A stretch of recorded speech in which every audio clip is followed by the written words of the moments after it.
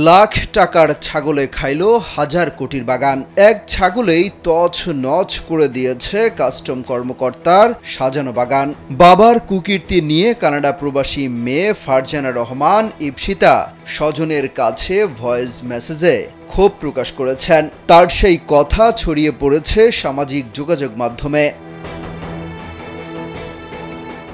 NBR কর্মকর্তা মতিউর রহমানের প্রথম পক্ষের মেয়ে ফারজানা রহমান ইপসিতা সেই অডিও বার্তায় ক্ষোভ ঝাড়েন তিনি। বলেন তার বাবা তাদের ঠকিয়েছে, তারা কোথাও মুখ দেখাতে পারছেন না। এই লোকটা আমার মারে এত বড় চিট করলো ভাই। আমি 1 মিনিট পর পর মার সাথে কথা বলতেছি, মা হাউ করে কান্দে। যমুনা রেফ্রিজারেটর, খাবার ফ্রেশ তো লাইফ জম্পেশ। তিনি আক্ষেপ করে বলেন তার বাবা তাদের পরিবারের কাউকে ভালোবাসেনি, সবার সাথে প্রতারণা করেছে। তার কথাবার্তা শুনে মনে হয় সবার কাছে গোপন রেখেছেন দ্বিতীয় পক্ষের স্ত্রী সন্তানদের। এই কারণেই বাবার প্রতি এভাবে ক্ষোভ ঝাড়েন তিনি। তার অর্থ করি সবই যে অবৈধ তাও বুঝতে পারেন মেয়ে, সেই কথাও তুলে ধরেন। বলেন তার মায়ের কিংবা পরিবারের কোনো দোষ ছিল না, কিন্তু ঠিকই সবার সাথে প্রতারণা করে গেছেন তার বাবা। আমার ফ্যামিলি, আমার মা আর ভাইয়ের কোনো দোষ এখানে ছিল না ভাই।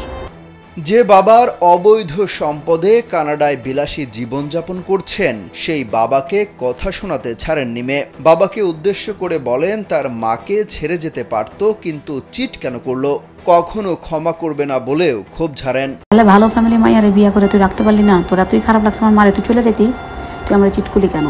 তার বাবার দ্বিতীয় পক্ষের কেউ এই কাজ করছে বলেও সন্দেহ প্রকাশ করেন তিনি।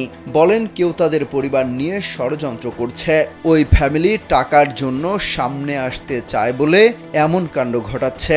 কেউ একজন আমাদের সাথে গেম খেলতেছে, আমি 100% এখন লিখা দিত না। আপনি পলিটিক্সে ছিলেন, আপনি বুঝেন না। কেউ একজন আমার সাথে গেম খেলতেছে, আমার ফ্যামিলির সাথে গেম খেলতেছে। মনে হইতেছে এই ফ্যামিলি সামনে আসতে চাইতেছে, কারণ বেটার তো আসলেই টাকা পয়সা আছে, বেটা তো আসলেই ফ্যামিলি ভাবে রিচ। ছাগল নিয়েও কথা বলেন তিনি। বলেন ওই ছেলের বইয়ের জন্য ছাগল কিনেছে, কিন্তু নাম নিয়েছে তার বাবার।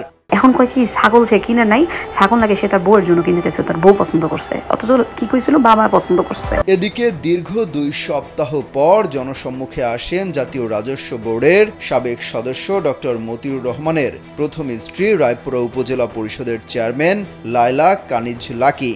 জনসম্মুখে এলেও সাংবাদিকদের সঙ্গে কোনো কথা বলেননি তিনি। বৃহস্পতিবার সকাল 11টা থেকে দুপুর 1টা পর্যন্ত নরসিংদীর রায়পুরা উপজেলা পরিষদ কার্যালয়ে আসন্ন এইচএসসি পরীক্ষা এবং বঙ্গবন্ধু গোল্ড কাপ ফুটবল টুর্নামেন্টের প্রস্তুতিমূলক সভায় তিনি অংশগ্রহণ করেন। অমিত হাসান রবিন, কালবেলা।